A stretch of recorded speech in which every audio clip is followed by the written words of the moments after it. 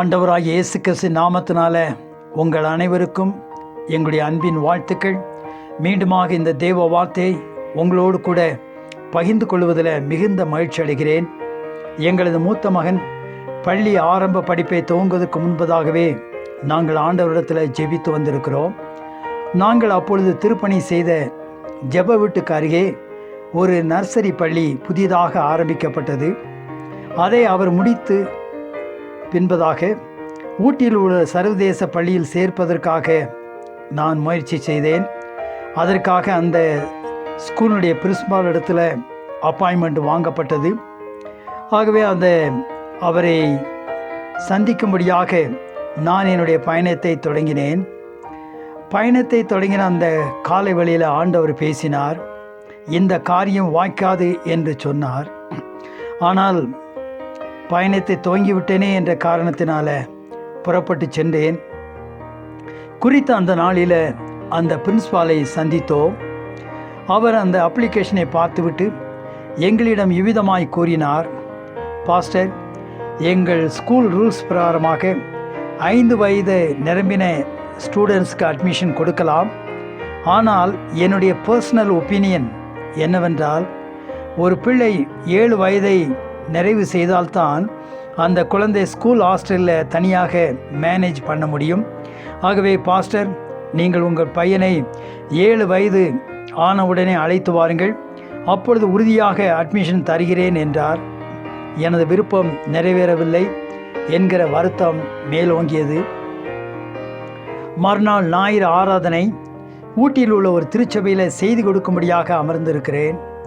இவைகளின் மத்தியில், ஐயோ, என் பையனுக்கு நான் விரும்பினபடி அந்த ஸ்கூலிலே இடம் கிடைக்கவில்லை என்கிற மனசோர்வு.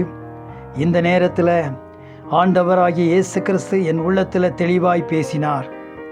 அவன் என்னுடைய பிள்ளை, அவனுக்கு என்ன செய்ய வேண்டும் என்பது எனக்கு தெரியும், மைண்ட் யுவர் பிஸ்னஸ் என்றார். அதன் பின்பு 6 மாதங்கள் கழித்த பின்பதாக என்னுடைய ஊழியத்தில் மாறுதல் இடம் கிடைத்தது. கொடைக்கானல் வந்தோம். தேவன் அதற்கு இணையான ஸ்கூலில் அட்மிஷன் என்னுடைய பையனுக்கு கிடைத்தது. ஒருவேளை நாம் நமது பிள்ளைகளுடைய படிப்பு, வேலை, திருமணம் இவைகளை பற்றி தான கவலைப்படுகிறோம். ஆண்டவர் சொல்லுகிறார், ஏசாயா 54:13 உன் பிள்ளைகள் கர்த்தரால் போதிக்கப்பட்டிருப்பார்கள், உன் பிள்ளைகளுடைய சமாதானம் பெரிதாயிருக்கும். அன்பின் ஆண்டவரே, எங்களுடைய பிள்ளைகளுடைய காரியங்களை குறித்து, அவருடைய படிப்புகள், வேலைகள், திருமண காரியத்தை குறித்து நாங்கள் கவலைப்படுகிறோம், அலசடிப்படுகிறோம். அவைகளுக்காக நாங்கள் செபிக்கிற சுவாமி. ஆண்டவர் சொல்லுகிறார், உன்னுடைய வேலையை நீ பார், நான் உன் பிள்ளையுடைய காரியங்கள் எல்லாம் நீ நேசிப்பதை காட்டிலும், நீ அக்கறைப்படுவதை காட்டிலும் நான் பிரயாசப்படுகிறேன் என்று ஆண்டவர் சொல்லுகிறார். ஆகவே நம்முடைய பிள்ளைகளுடைய காரியங்கள் எல்லாம் ஆண்டவர் பொறுப்பேற்று நடத்துவாராக. அதன் காலத்தில் தேவன் நேர்த்தியாக செய்கிற தேவன். ஆகவே அவருடைய கருத்தில் நம்முடைய பிள்ளைகளை ஒப்பு கொடுப்போம், காரியங்களை ஒப்பு கொடுப்போம். கர்த்தர் அவைகளில் மகிமைப்படுவாராக.